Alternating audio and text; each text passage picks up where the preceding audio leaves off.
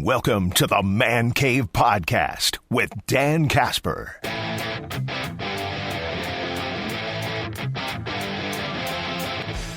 Brewers, how about that win last night? 9-1 over the Dodgers. Putting up 5 runs in the first inning. Chasing Yamamoto. Can't even get through the first. Andrew Vaughn in his first career at-bat with the Brewers with a 3-run shot.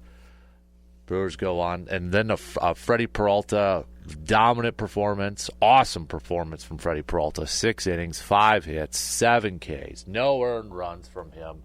You could tell he wanted that one. You could tell he was a little bit more dialed in. Kind of mentioned it, after the game and such. And, said, it is an intimidating lineup when you have a guy like Ohtani, batting leadoff and such. So, but it was a fantastic performance by a lot of different dudes on this. It took a whole entire team effort. It really did. I mean, it was the offense giving Freddy Peralta an early lead, 5-0, and then he goes out there and pitches a gem. Pitches fantastic. So, I mean, that was a fun game. If you're a Brewers fan and you're watching or listening to it on the radio, it was just a fun game. Like, heck yeah. I mean, especially after the first inning.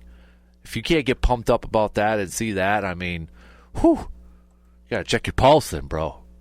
But just an impressive overall win last night for the Brewers. Mentioned Vaughn picking up that home run. Obviously, he's a big talking point. Was during the game and after the game, getting the start over Rhys Hoskins, who is on the injured list. Part of the trade from Aaron Savali, was a former first-round pick, but spent his career at the White Sox. Just a couple years ago, he did have 19 home runs. But really hasn't played up to that potential, right? That potential that comes with being a former high pick. So now maybe getting a nice fresh restarts. It was actually 19 home runs last year, not a couple years ago, excuse me. But you look at his, it was a 21 actually in 2023. So, I mean, he has, when you look at his career, he has put up some decent power numbers. I mean, 2021, he had 15 home runs, just a 235 batting average. OPS was 705. That was in 127 games. 2022 in 134 games, he put up 17 home runs, batted 271 with a 750 OPS. 2023, he hit 21 home runs, batted 258 with a 743 OPS. This year, in 2024, 19 home runs, 246, 699 OPS, but was off to a slow start this year with the White Sox. In 48 games, he had 5 home runs, just batting 189 and a 532 OPS. So he was sent down to AAA when he was acquired by the Brewers for Aaron Savali. Now getting a shot here with the Brewers with Rhys Hoskins on the injured list. You hope it's a scenario or a situation where they're gonna be able to re-spark his career and such, and now playing with a playoff contender, maybe you get a little bit more out of him and such. Way too early to tell here, but no question about it.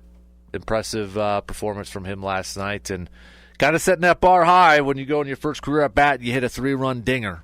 Just saying. So, but that was even like in the first inning, a sweet pick play to force the double play.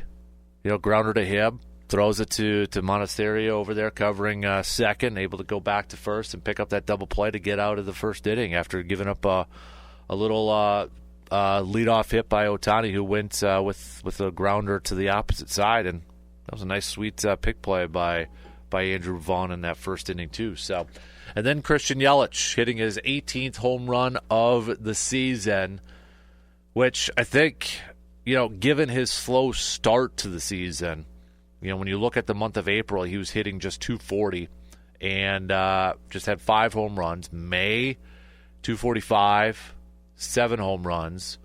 June was his month, hitting 333 with 4 home runs.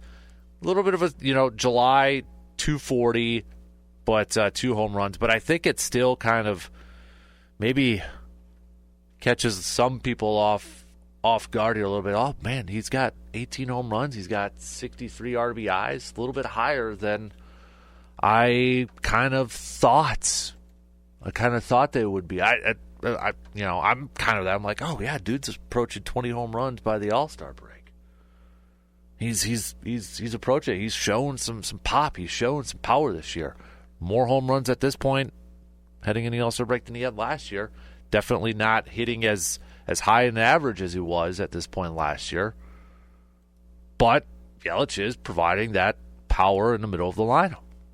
You can't deny that. And when you look at it from a run-producing standpoint, Christian Yelich in all of Major League Baseball is tied for 10th in RBIs. Tied with Kyle Schwarber. So, I mean, he is their run producer on this team right now. And when you look at it, if we just look at batting average, okay, his 260 compared to the other hitters above him, Suzuki with the White Sox 263. I mean, Aaron Judge is just 360. Cal Raleigh's 268. Suarez 252. Pete Alonso 287. Riley Green 285. Pete Crow Armstrong 272. Devers 265. James Wood 288. Schwarber's a 251. OPS, that's the statistic. That's the number that we're kind of transitioning to. Yelich does have the lowest OPS from everybody above him on that RBI list. He's at a 793. The next lowest is Pete Crow Armstrong at 859. So, and then home run wise, yeah, he's got the fewest on there. But when you look at it from just a National League perspective, if you want to narrow it down, Yelich is tied for the 11th most home runs in the National League at 18. Ohtani's got 30. Suarez sitting there at 28, and Schwarber's got 27. So, but I still feel like, when you look at it like from a power standpoint, is it getting a little bit like, oh yeah, dude, he's got 18, man? Because it almost feels like he doesn't have that much. I don't know. Maybe it's just me, but. Then Freddy Peralta, man. I mean, dude's having a career year yesterday with another fantastic performance, picking up his 10th win of the season, 10-4 overall, lowering that ERA down to a 2.7.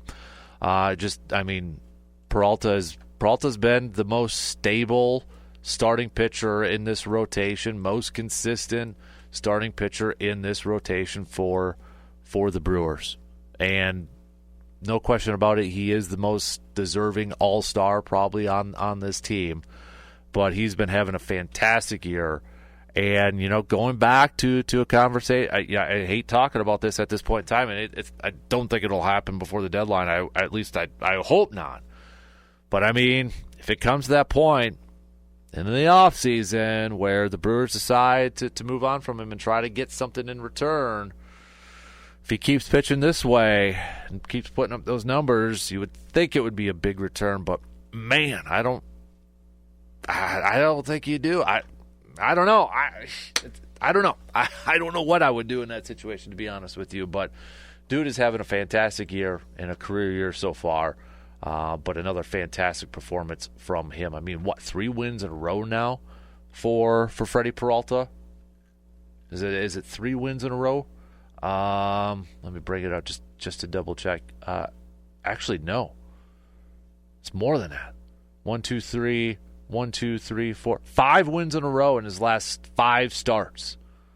That's what Freddy Peralta has done. 5 wins in a row.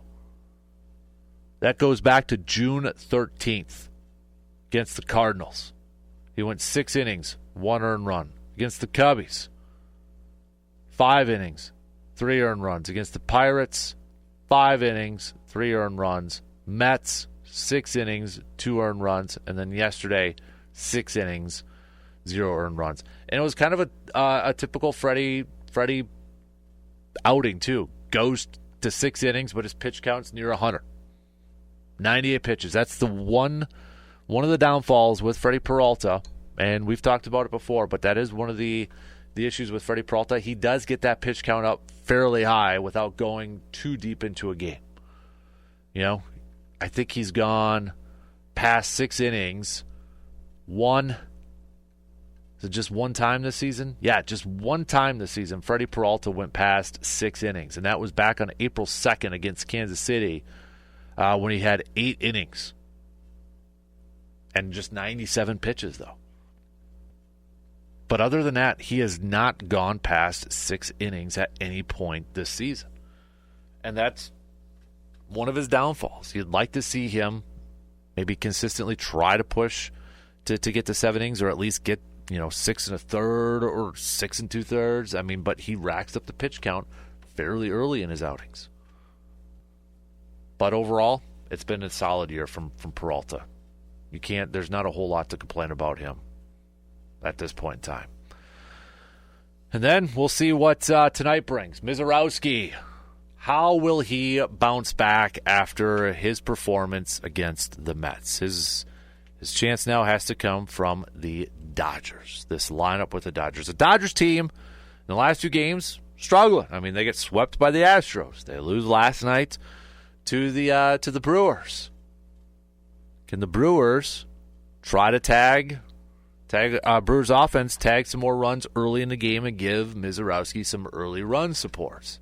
I think that's going to be a key for this. Can that offense go up against Kershaw and give their team some early run support, and give Mizz some early run support, maybe kind of, I don't want to say, relax him too much, but, just maybe give him a little bit of that cushion, if you will. And you look at the numbers against Kershaw from some of these Brewers hitters, and one of them that has historically hit well against Kershaw actually has been Christian Yelich. Now, Christian Yelich has the most ABs against him, which, Yelich has spent his whole career in the National League like Kershaw has. So, play the odds and just play not the odds, but, just play the numbers game. And, of course, it makes sense that Yelich would have the most ABs against Kershaw. But you look at it, in 25 at-bats, he is hitting .360 against Kershaw with a 1.069 OPS, and that includes a couple of home runs. Even Contreras, in 7 at-bats has hit .429 with a home run and a 1.572 OPS. Other than that, you look at the lineup, there's like a game's worth of experience, so not a ton of experience going up against Kershaw. Chiriot just has 3 career ABs, Frelick 4. Terang 3. Okay? But Yelly and Contreras have hit well against Kershaw. Yelich, way more experienced than Contreras, but still. So, their power bats have that experience, but can they get the table setters? Or Pat Murphy likes to call them the bricklayers. Can they get on base and help with the run support? And you look at Kershaw. He's a vet. He's been around the game for a long time, and he didn't make his season debut until a little bit later on this season. Wasn't until May, right? Not until May, but he's 4-0 with a 3.43 ERA. He's coming off of a no decision against the White Sox, which he gave up 4 earned runs in 6 innings in that game. But in June, he went 4-0 with a 2.28 ERA. Kind of looking like vintage Kershaw.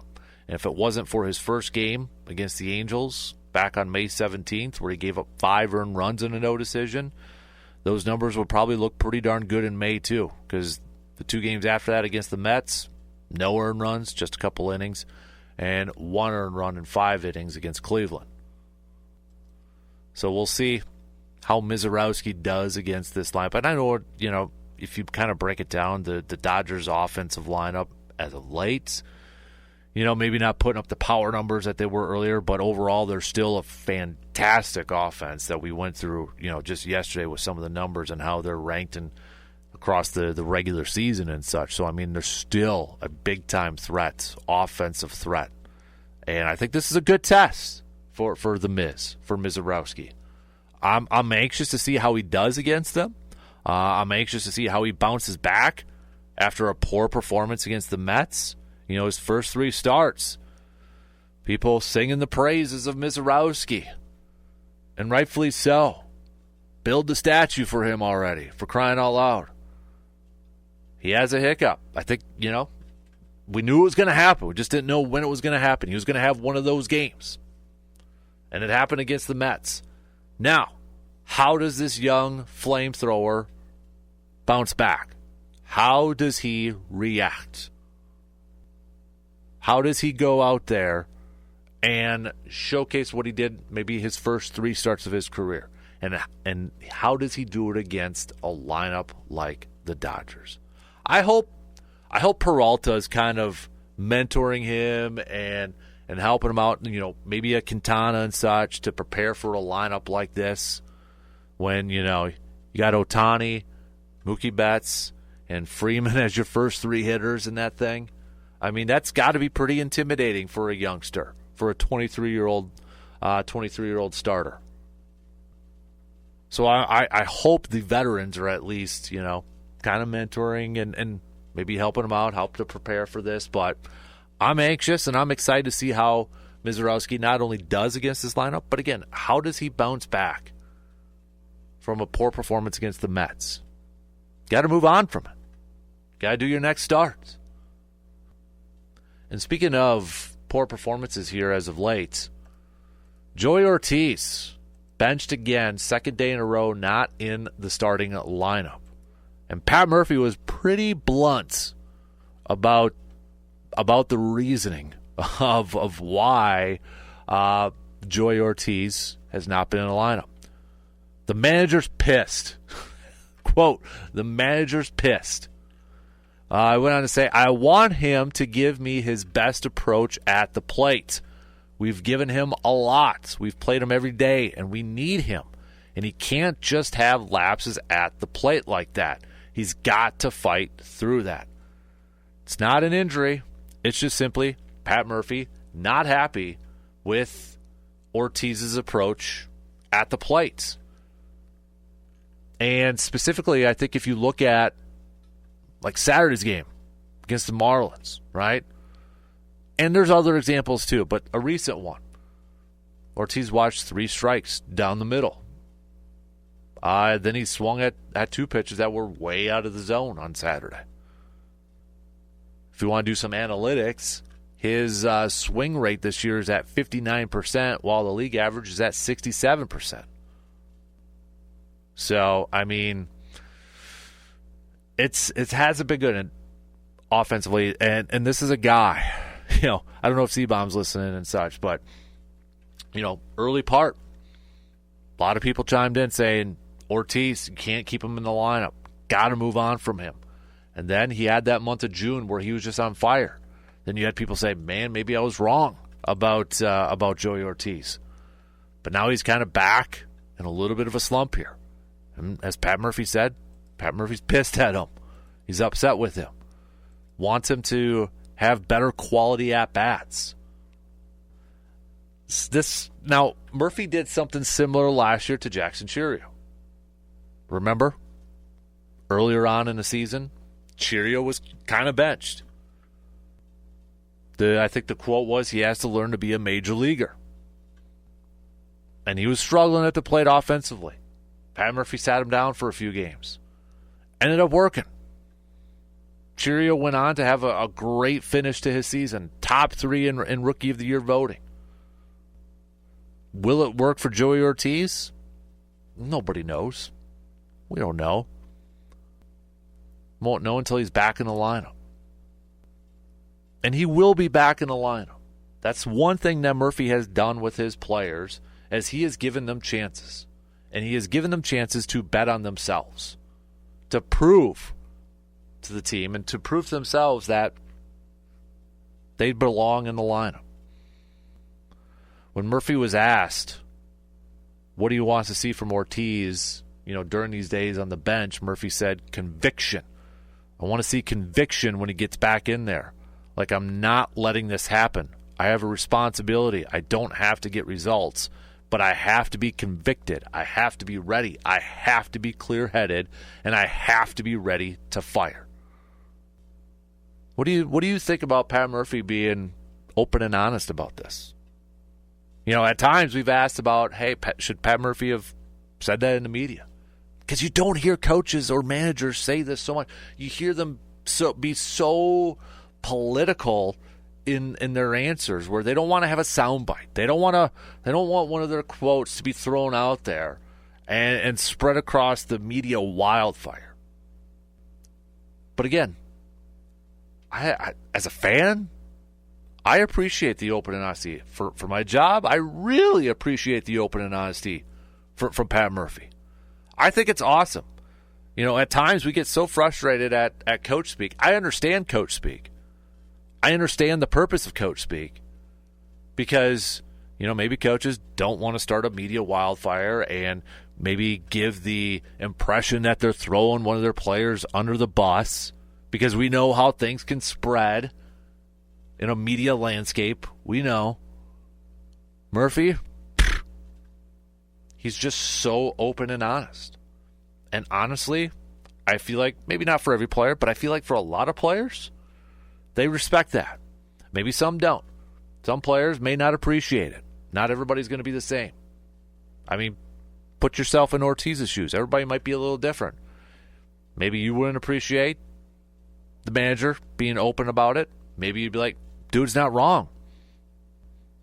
He doesn't need to cover for me. He's not wrong. So everybody's a little different at this point. Whenever Ortiz comes back into that lineup, let's see how he responds. Just kind of like what we were saying with Mizz.